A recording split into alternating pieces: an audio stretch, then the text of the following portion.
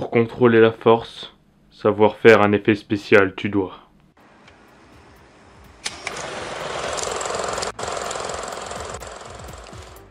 Moteur, ça tourne et action! Bonjour à tous, c'est Joe de Clips and Films et bienvenue dans l'ultime vidéo de la série des tutoriels sur les effets spéciaux de Star Wars. Il y a plusieurs effets spéciaux qui concernent la force dans Star Wars, donc bien sûr j'ai choisi la plus stylée, la télépathie. Pas la télépathie. Non, bien sûr ensemble on verra la lévitation des objets. Pour cet effet spécial, tu auras besoin de deux clips vidéo. Un clip vidéo de toi en train de faire semblant de faire léviter un objet et un clip de l'objet en lui-même derrière un fond vert. Pour plus de cohérence, il faudrait que tu filmes l'objet sur ton fond vert dans la même pièce dans laquelle tu t'es filmé en train de faire semblant de faire léviter cet objet. En effet, si tu choisis une autre pièce, la couleur de ton objet sera différente due à la lumière ambiance de ta pièce qui est aussi différente. Comme d'habitude, je ferai l'effet spécial avec HitFilm 4 Express. C'est un logiciel gratuit que tu peux télécharger dans la description. On se donne rendez-vous tout de suite sur HitFilm pour la réalisation de l'effet. Alors sur HitFilm, on clique sur Start Composing pour créer une nouvelle composition et on importe nos deux fichiers. Une fois les deux fichiers importés, on glisse le fond sur la timeline. Donc le fond, c'est quand vous faites semblant de faire léviter l'objet. Vous choisissez l'endroit de votre vidéo qui vous intéresse le plus.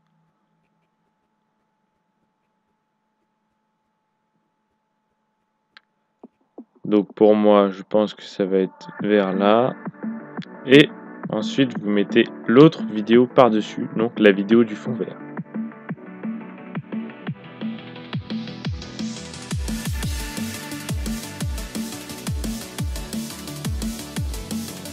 Et on replace pareil. Ensuite, on crée un masque autour de la pomme et on remarque d'abord que les deux pommes n'ont pas la même taille. Donc on va réajuster ça dans les réglages. Mais avant ça, on va d'abord keyframer le masque parce que je bouge un peu avec ma pomme. Donc pour que la pomme soit toujours dans le masque, on met des keyframes. Donc on bouge à chaque fois. Et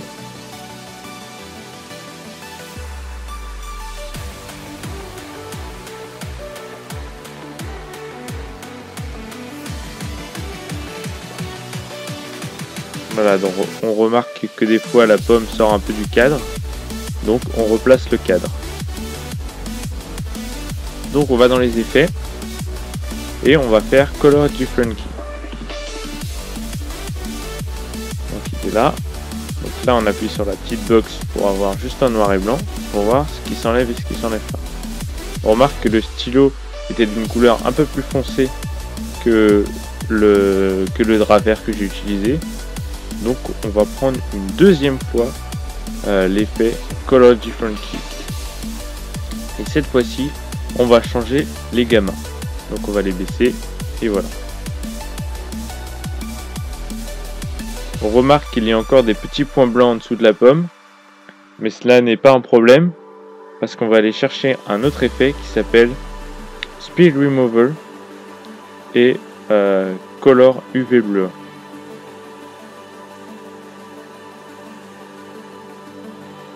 Donc on va dans Keying, Mate Enhancement, Speed Remover et ensuite on prend l'autre qui est Color UV Blur. Donc cet effet nous permet de faire disparaître les petits artefacts qu'il y avait en dessous de la pomme et aussi de lisser les contours. On remarque que ma main ne bouge pas en même temps que la pomme et que la pomme n'est pas de la même taille que celle que j'avais avant. Il faut toujours prendre une vidéo pour avoir la comparaison des deux tailles en fait. Donc on agrandit un peu la pomme, on regarde si c'est de la même taille et on ajuste.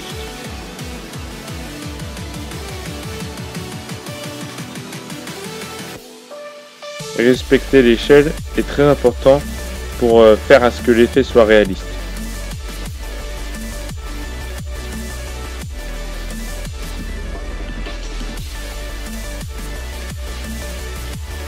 Voilà, on va donc créer un nouveau point pour faire à ce que la pomme se déplace en même temps que la main. Ceci n'a pas besoin d'être fait très précisément, car au contraire, le fait de faire ça précisément rendrait l'effet pas réaliste du tout.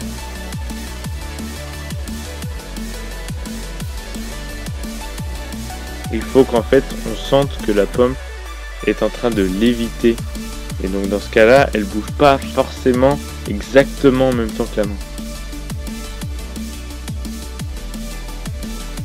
Donc on met des keyframes, donc vous pouvez voir que je suis allé dans Transform et que j'ai appuyé sur tous les petits points bleus. Donc un keyframe, c'est le fait que le logiciel retienne que votre réglage est à tel réglage à tel moment.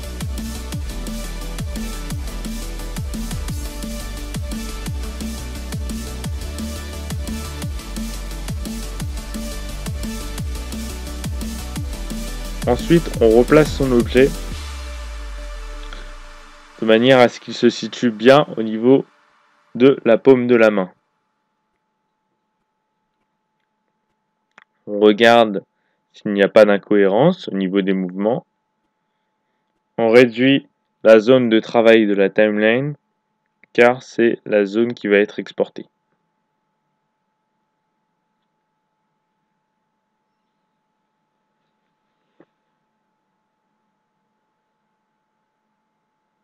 Et on exporte.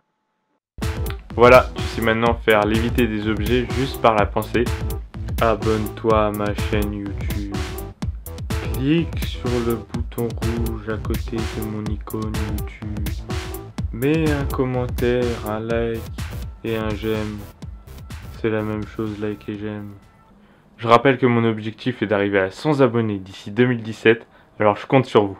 Attends, ça se trouve tu peux le faire sur toi. Joseph, va t'abonner à la chaîne YouTube. Je vais m'abonner à la chaîne YouTube.